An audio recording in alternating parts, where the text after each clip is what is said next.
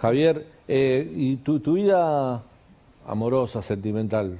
Vos sos soltero, ¿no? Yo soy soltero. Hace poquito tuve una relación... Bueno, pues ya cumplió 50, Javier, hace Tengo poco. 50 años. 50, soltero. ¿Conviviste alguna vez en pareja? No. Nunca conviviste, siempre soltero libre. Sí. Parejas, pero ningún tipo de Sí, en convivencia. pareja, pero digamos, siempre, digamos... Aplauso para el señor, por lo que está con... Porque... No, es que el problema es que no creo en el matrimonio como institución. Digo, cualquier contrato que tiene una Bueno, pero convivir no es característica- casarse.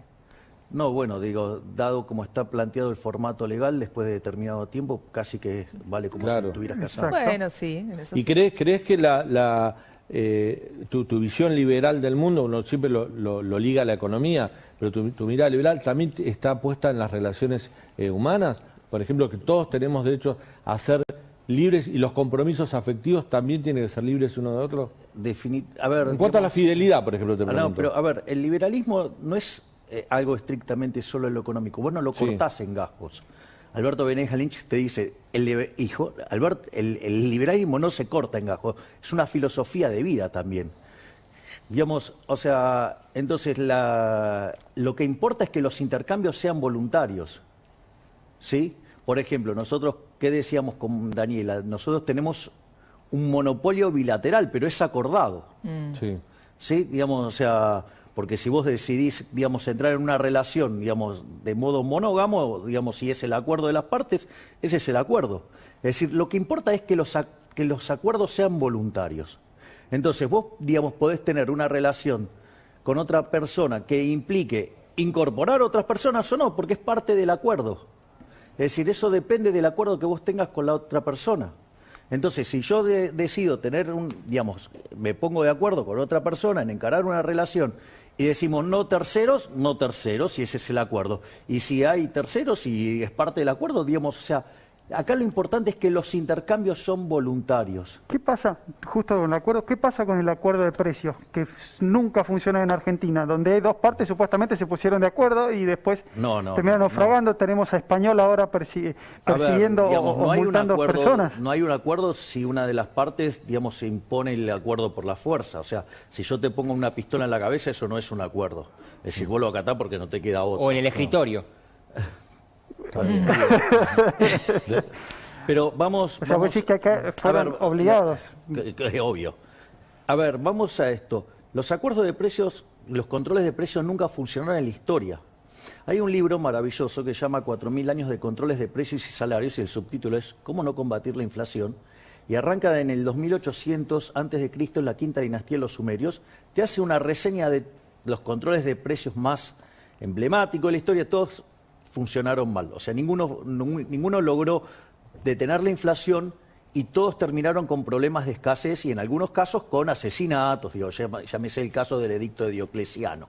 Por eso yo siempre suelo, digamos, hacer la analogía con Paula Español, que se disfraza de general romano de Diocleciano y en lugar de matarlos, como en aquel momento, cortándole la cabeza, en realidad lo que hace es mandar las empresas a la quiebra. Pero, digamos, al margen de... Pero los efectos económicos, estrictamente económicos, o sea, la caída de la producción y el empleo es la misma. Y no detener la inflación.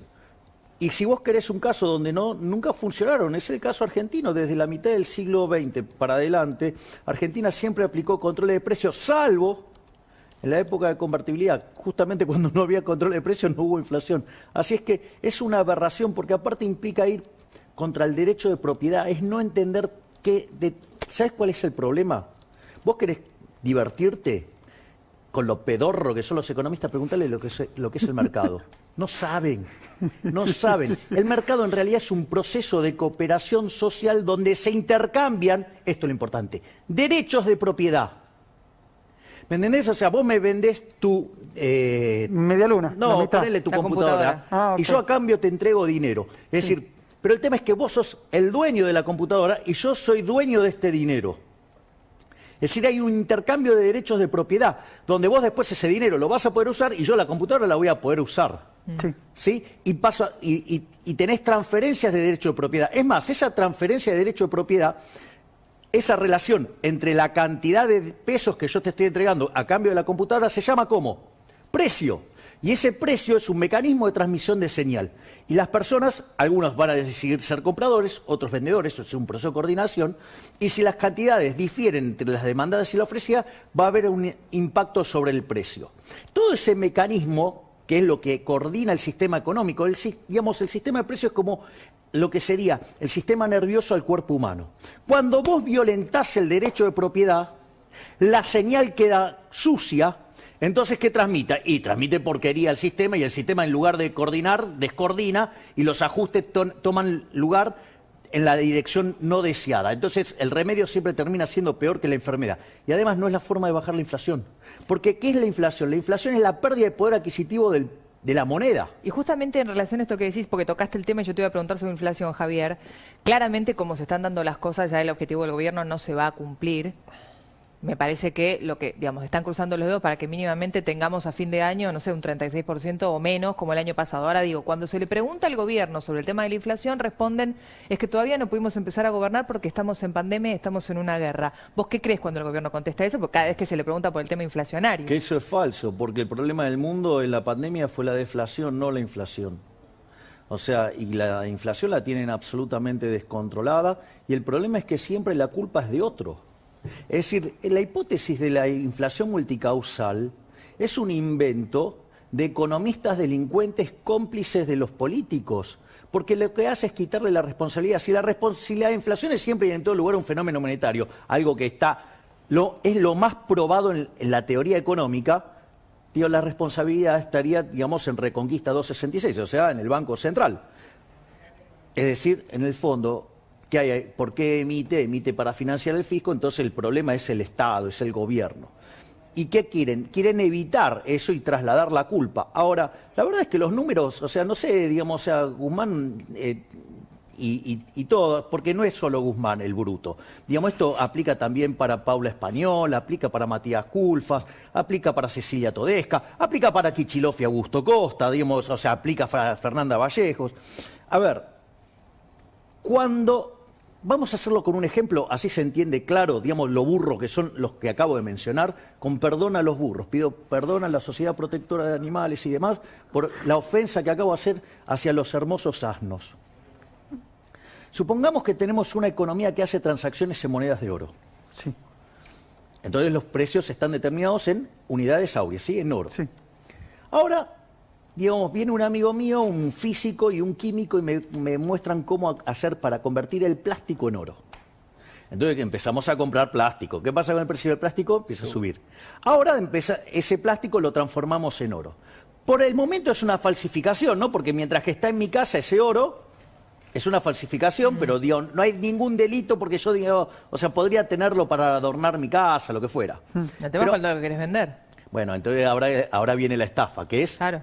meterlo adentro del mercado. Entonces, ¿qué es lo que pasa? Estoy haciendo pasarse el plástico por oro. ¿Qué va a pasar cuando aumenta la oferta de oro? El precio del oro va a bajar. Claro, en lugar de necesitar una, vas a Entonces, necesitar tres monedas. todos los bienes expresados en unidades áureas suben. Bueno, la inflación es siempre y en todo lugar un fenómeno monetario. En la medida que la oferta de dinero crece por encima de la demanda de dinero, va a caer el Pero no me poder contestaste adquisitivo esto que del dice el dinero. gobierno. Digo, el gobierno le echa la culpa a no poder bajar la inflación. Digo, tenía expectativa de llegar a un 29, no van a poder, un 36 ojalá, como el año pasado. Digo, ¿pero tiene que ver con la pandemia? ¿Que no puedan controlar la inflación? No, la respuesta es no. No, Ok. a ver, digamos, entonces Argentina, digamos, salvo la convertibilidad, vivió de pandemia. Sí, tiene una pandemia que se llama políticos ladrones. Javier, Esa es la verdadera a propósito pandemia. de la pandemia y la economía, ¿no? Recién estábamos hablando que el gobierno está analizando extender estas restricciones, algunas hasta profundizarlas, pero está... Al resto de la población, no a ellos, ¿no? Bueno, de eso vamos a hablar ahora, a eso apunta la pregunta, respecto a las libertades individuales, ¿no? Comerciantes que dicen, yo no puedo trabajar, no puedo abrir mi peluquería, no puedo abrir mi bar, no puedo ejercer mi derecho a trabajar, a transitar libremente. Empiezan las quejas de la sociedad respecto a los derechos individuales cercenados por una pandemia que, si uno lo analiza desde el punto de vista sanitario y del bien colectivo, bueno, hay una razón de peso. Hay una pandemia, hay muchos contagiados, se están por colapsar los hospitales, tenemos que cuidarnos. El gobierno decide cuidarnos de esa manera, con medidas restrictivas, y un sector de la sociedad dice, pará, estás afectando mi posibilidad de ganarme la vida, de trabajar, de transitar. ¿Cómo lo ves como un liberal? ¿Cómo lo ves desde ese punto de vista? ¿Qué debe primar? Sí, ahí? pero lo que pasa es que ahí vos tenés una respuesta, te diría, en el plano teórico, si vos Sí. querés. O sea, yo filosóficamente soy anarcocapitalista, ¿sí? O sea, ahora, digo, el mundo en el que vivo no es ese. Vivo en un mundo, digo, se llama Argentina y tiene una constitución. Lo primero es que si van a avanzar sobre las libertades individuales de estas características, o sea, porque están condicionando la forma en la cual vos circulás, en la forma comercializás, en la forma de Avanzan. Bueno, exactamente. Digo, lo primero, digamos, debería ser hecho por el Congreso de la Nación, no con un decreto. Digo, estoy hablando en el marco que estás jugando. Sí. Segundo punto. Cuando vos tenés Estado, ese Estado además es estado de bienestar, y se ocupa de la salud, eso también juega como una restricción. Te lo hago con un ejemplo paralelo para que vayamos viendo cómo trata. Si fuera por mí, Méndez, vos te querés drogar, hacé lo que quieras, Daniel, drogate, hacé todo lo que quieras, mientras que yo no tenga que pagar la cuenta. ¿Me comprendés? O sea, vos te querés reventar a droga, hacelo, mientras que yo no tenga que pagar la cuenta. Ahora, cuando vos tenés Estado, que sea además estado de bienestar, que además se dedica a la salud, si yo tengo que pagar la cuenta, no quiero que te drogues. ¿Me comprendés? Claro. ¿Por qué? Porque no quiero pagar la cuenta. Entonces, son las restricciones que empiezan a tener la vida real. Pero entonces no te importa él, te importa vos. Obvio que me importa mi propia persona. Es decir, Pero el vos podés respons- estar bien si el- él está mal. Mirá, el responsable de mi felicidad soy yo. Es decir, si él... Pero yo, ¿quién soy para meterme qué él hace con su vida? Si él se quiere drogar, que lo haga. Digo, ¿quién soy yo para determinar? Mira, el liberalismo es el respeto irrestricto del proyecto de vida del prójimo. Y eso incluye el derecho a la vida, a la libertad y a la propiedad. Y él puede hacer con su vida lo que se le dé la gana mientras que no agreda al resto, porque lo que está subyacente es el principio de no agresión. Mientras que vos hagas algo que no agrede al resto, es decir, ejemplo, XX se quiere suicidar, problema de él. ¿Me comprendés? O sea, digo, ¿quién soy yo para determinar eso? Lo que yo no puedo hacer es robarte, lo que yo no puedo hacer es matarte, lo que yo no puedo hacer es golpearte, digamos, ¿ok? Sí. Pasa por ahí. O sea, porque la decisión que tome él, a mí no me afecta, es un problema de él. O sea, eso por un lado. Entonces, en ese contexto, porque si no, ¿qué le vamos a regular la vida a Daniel? ¿Qué puede hacer, qué no puede hacer? Entonces, ahora, entendiendo que tenemos estado de bienestar, que se dedica a la salud, ¿de qué depende la lógica de la evolución de una pandemia? Tiene dos líneas. Una es la de los individuos, otra es la del Estado. La línea de los individuos es la responsabilidad individual, que tiene que ver con el distanciamiento social, el uso de barbijos, sí, la higiene, los protocolos. Y después está la parte que le corresponde al Estado, porque si te vendió el seguro, ¿sí?, que se va a ocupar de la salud. En ese contexto, el Estado debería ocuparse de las vacunas y de los testeos. Testeos masivos, vacunación masiva. Cuanto más sea la profundidad del proceso de vacunación y de testeos, las restricciones a las libertades individuales son cada vez menores. Como este es un gobierno de ladrones y que por no dejar de robar no testea ni vacuna, entonces la variable de ajuste son nuestras libertades. Ahora, ¿cuál es el problema? Que cuando vos estás restringiendo cada vez más las libertades y destrozás el funcionamiento del sistema económico, empezás a tener otro problema, que es que no te dan los números. O sea, y ahí, por eso yo el año pasado denuncié la cuarentena del año pasado como delito de lesa humanidad, que va contra lo que es el Estatuto de Roma de 1998, artículo 7, inciso K, cuando hay una supresión sistemática del derecho de propiedad, ¿sí?, la consecuencia es que se convierte en un delito de lesa humanidad, porque si enfrentás al Estado, te terminás muriendo o te terminás convirtiendo en un esclavo que necesitas de su dádiva. Entonces, o te va por la libertad o te va por la vida, consecuentemente constituye un delito de lesa humanidad. Sí, Javier, sí, ¿quién, creo. quién gobierna en la Argentina hoy? Cristina, Cristina. definitivamente. ¿Por qué? Porque Alberto Fernández no tiene base de sustentación política y queda esclavizado a las direcciones de Cristina Fernández de Kirchner. O sea, no tiene background, no tiene peso político como para hacer algo distinto. Por eso, digamos, cuando Alberto Fernández es elegido, digamos, presidente, yo tengo un conjunto de opiniones muy positivas sobre él. Y una de las cosas que dije es, pero va a arrancar haciendo populismo. ¿Por qué? Porque no tiene base de sustentación política. Si quisiera hacer lo que corresponde, sí, se lo comen los orcos. ¿Los orcos serían? Y, digamos, el séquito de fanáticos de Cristina. Javier, me parece interesante volver al tema vacunas, que creo que es lo que hoy en día la gente está más preocupada. ¿Cómo te parece que es la forma, teniendo en cuenta que el Estado argentino es un Estado pobre, hace muchísimos años que está en déficit, que la inflación es producto también de un círculo vicioso? Entonces, ¿vos cómo crees que habría que empezar a vacunar a partir de ahora, o cuál sería la solución para darle cara a esta segunda ola? A ver, vamos... El modelo, digamos, fue el año pasado, digamos, siempre mencioné como el modelo que a mí me gustaba y hoy se conoce como el más exitoso, que es el modelo de Israel. ¿Sí? Pero vos fíjate esto, Inglaterra vacuna 2 millones de personas por día. O sea que en un mes y un poquito vacuna a toda su población. Eso en Argentina implicaría vacunar 1,5 millones de personas por día. ¿Cuántos vacunas? Testeos. ¿Cuántos testeamos? 100.000. 100.000. Sí. ¿Ok? Es decir, entonces, todo lo que hace el Estado lo hace mal. Y cuando vos vas a las bases, ¿por qué, digamos, lo que te vas a encontrar es que siempre está, digamos, la mano negra del Estado, que es robo. De hecho, vos fíjate esto, el año pasado se dio asistencia por el equivalente de 5 puntos del PBI. Ahora, ¿eso implicaba que vos tenías que emitir? No, podrían haber dejado de robar. Entonces vos decís, ¿cómo vas a decir 5 puntos del PBI? No es una barbaridad, pero es que no lo digo yo, lo dice el BID. El BID hizo un estudio sobre la ineficiencia técnica del gasto público, ¿no? Peor región del mundo, América Latina, con 4,2% del PBI de ineficiencia, 4,4, perdón. ¿Cuánto tiene Argentina? 7,2. Y de esos 7,2, eufemísticamente, el BID a 5 puntos lo llama en Argentina filtraciones. Claro. Javier, a propósito ¿Está claro dónde está, digamos, el cáncer argentino?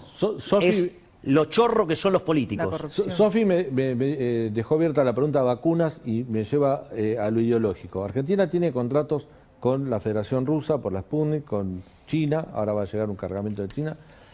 Está, bueno, pendiente lo de AstraZeneca, que está ahí con todos sus Pfizer problemas. es un gran interrogante. Claro, pero no tiene contrato con laboratorios americanos. No tenemos Pfizer, no tenemos Moderna, no tenemos Johnson. ¿Qué piensas que es una decisión ideológica, geopolítica, o se dio así? ¿Cómo lo ves? La verdad es que no lo sé, pero viniendo de las cabezas... Porque hoy sobran vacunas en Estados Unidos. Bueno, y entonces, ¿por qué no vamos a comprarlas? Bueno, te pregunto. Bueno, entonces, o quizás no pueden pasar por los estándares de ética, digamos, y control, digamos, de corrupción en Estados Unidos, y por eso no se pueden comprar ahí, y en otras economías eso es más factible, o hay una cuestión ideológica tan importante que evidentemente no permite tomar las decisiones, digamos, correctas. Javier, ¿viste cuando hay una inundación grande? Todos te dicen, lo peor no es la inundación. Lo peor puede llegar o venir cuando el agua baje. Tenemos que ver con qué nos encontramos. Bueno, ¿con qué nos vamos a encontrar cuando la pandemia pase? Porque esto, digamos, este túnel oscuro en el que estamos inmersos en algún momento nos va a dejar ver la luz, quiero creer. ¿Con qué nos vamos a encontrar? Esa pregunta que haces es brillante. Gracias. Y es, digo, la pregunta que me encantaría que todo el tiempo me hagan, que es, porque uno es el efecto decadente que trae Argentina repotenciado el último año. Argentina arrancó el siglo XX siendo el país más rico del mundo. Después de 120 años, o sea, entró a la pandemia 70, o sea, perdimos 69 puestos. Hoy estamos 120, ¿qué quiere decir? Que perdimos casi 50 puestos en un año. O sea, para tener una idea del daño. Séptimo en un ranking de miseria. Sí. ¿Lo viste ayer? Sí. Digamos, prefiero ir por el del PBI per cápita. O sea, porque podemos chicanear de todo lo que se nos dé la gana al gobierno con el índice de miseria, pero digo, cuando uno entiende... Además, hablarle al televidente de PBI, que esto que yo digo, bajar al llano completamente Está la bien, pero esto información es el ingreso medio. No, está bien, el PBI pero digo, per cápita es el ingreso medio. Pero de la bueno, Argentina. viste, no sé, algunos No, pero tecnicismos, te pido, por favor, porque esto que vos dijiste por eso el vale la televidente pena, dice, digamos, trabajar en la respuesta. ¿qué va a pasar cuando esto pase? Digo? Bueno, por eso. ¿Qué quiere decir? Caímos al nivel 120. O sea, ¿por qué? Porque el año pasado Argentina fue el país que más cayó del G20, Argentina fue un país que cayó 3 veces lo que cayó el mundo, la tasa de desempleo en el peor momento llegó bien medida al 29%, tenemos 10,5% de indigentes, más de 42% de pobres y estos números en crecimiento. Y ahí, o sea, eso es el desastre que causamos el año pasado. Por lo tanto, digamos, lo que hagas este año, o sea, viene también con el acarreo de lo que fue el desastre del año pasado. Y acá es donde de los entra... últimos años también. No sé si solo del año pasado. No, bueno, está bien, digamos, yo acabo de ¿Estás hablando escribir de pandemia? 120 años de historia, Ok. pero acabo de demostrar que en el último año, o sea, fue muchísimo más desastroso que lo que hicimos en los 120 años, porque si perdimos 69 puestos en 120 años y en un año solo perdimos 50, algo mal hicimos. Cuando baje el agua, Bueno, ahí es donde está el gran problema, porque vos cerrando las empresas, bueno, el año pasado cerraron muchísimas empresas, casi 100.000 empresas. Y ahí vos tenés otro problema, porque ¿qué pasó? Las que resistieron se comieron el capital de trabajo, que es la plata que vos utilizás para que la empresa funcione, y se empezaron a comer el capital financiero para poder seguir sosteniendo la nómina salarial. Es decir, que las empresas están en una situación financiera muy delicada.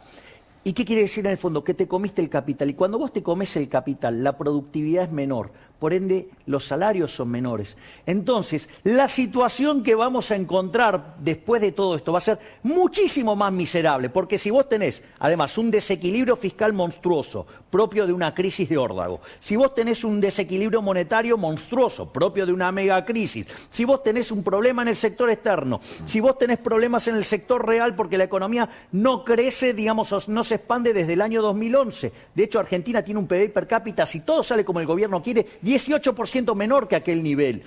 Entonces, y tengo los problemas monstruosos de pobreza e indigencia. educación, sumale. Bueno, lo que vos tenés ahí es un combo que cuando esto explote va a ser un desastre.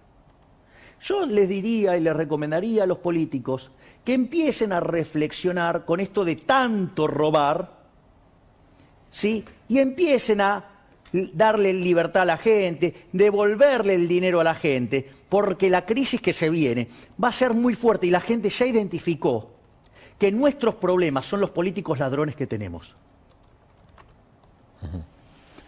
Javier, te cambio de tema, nombraste hace un rato las vacunas. ¿Te vacunarías con alguna de las vacunas que hay hoy en Argentina? Si te tocara tu turno, o sea, sin saltearte la fila ni nada. Tengo mis reparos todavía, digo, las quiero ver funcionar. O sea, no tengo la sensación que haya si hubiera suficiente... otra, supongamos, si tuviese Pfizer acá. Pero de vuelta, no tienen, digamos, todavía mucha... O sea, no tiene que ver con la vacuna en sí, sino no, tiene que con ver las cómo vacunas en funciona general. la prueba científica. ¿Tuviste coronavirus? Gracias a Dios no. ¿Algún familiar fallecido? No. Entonces quizá pensarías diferente. No. A ver, digamos... Yo creo que si te ofrecen la vacuna después de haber pasado la mal o de haber perdido un familiar, Bueno, quizá, digamos, permitime con respeto, te bueno, digo, puede que ser. quizá pensarías diferente. Bueno, te traen la puede- vacuna y te la aplicas. Digo, puede ser, digamos, o sea, yo, digamos, la respuesta no fue no. Hoy decís no por tu realidad. Dije que Entiendo. preferiría tener mayor evidencia científica. Por tu realidad lo entiendo, pero por Digo- eso digo, si hubieras perdido un ser querido, vos le hubieras pasado muy mal, yo creo que si te ofrecen Pero, la a vacuna te ver, la das. digamos, sin ir más lejos, mis padres están vacunados, o sea, les tocó, hicieron la cola, Sí, sí, les se tocó el vacunaron. turno, fueron y se lo Ahora, dieron. a propósito de eso, Javier. O sea, pero digamos, la realidad de cada individuo es distinta. Por eso digo, con tu Entonces, realidad si vos me contestás- preguntás claro, por... claro. Pero yo hice un juicio sobre la vacuna, no. Yo no hice ni un juicio sobre la vacuna, ni hice un juicio, digamos, extendible a otro. Hablé de mi realidad. Mi realidad es... Digo, a ver, para que te des una idea, yo, digamos, no tengo gripe, gracias a Dios, desde los 18 años. Claro. Pero, ¿qué pasó? Desde que nací hasta los 18 años viví todos los días con gripe, con resfrío, digo, era un calvario mi vida. Y entonces, digo, no sé, y después en un momento no tuve más. Javier, la última. Yo soy los que creen que el tema del vacunatorio VIP o la vacunación privilegiada de hacer familiares, militantes políticos, funcionarios, es un hecho de corrupción que supera a cualquiera. Vos elegís cualquier hecho de corrupción de la política, yo creo que la vacunación VIP o privilegiada está por encima, por la inmoralidad que representa. Es una aberración. haberlo hecho. Quería tu Es opinión. una aberración y es un crimen. Lo primero que a mí me pareció, bueno, ese tipo de cosas suceden porque te lo permite el monopolio de la violencia que tiene el Estado. Es decir, eso pasa porque existe Estado. Sin Estado eso no hubiera pasado. Está claro eso, ¿no? Ahora, con lo No cual, sé, con lo digo, cual, por ahí alguien, el pero, señor digamos, que maneja, pero ¿cómo va a existir? pero el que maneja la vacuna ¿cómo, dice, se lo da a sus pero amigos. ¿cómo va a existir en un mundo, digamos, que no tiene Estado si vos, digamos, los intercambios serían voluntarios y todo hecho por lo privado? O sea, no ocurriría. Digamos, vos irías, le comprarías la vacuna al que la hace y listo, y se acabó el problema. Entonces, esa es la primera situación. El problema es el Estado. Ahora, dado que está el Estado y que genera tanto daño, habría que explicarle al señor Alberto Fernández de Kirchner que saltearse la cola en general no es un delito, porque el costo de combatir ese delito es tan ¿Dijiste grande. Alberto Fernández de Kirchner? Sí, Ah, sí, así alias el lo títere defi- o el fantoche Así también. lo definís al presidente. Sí, alias el títere o el fantoche también. A ver, vamos entonces a esta situación. Suponete lo siguiente, vienen pibes y te pintan la pared de tu casa. La verdad que, digamos, o sea, sí, es un delito, pero lo puedes combatir, no, porque es más barato volver a pintar la pared que, digamos, poner un ejército de policías a Claro. cuidar la pared.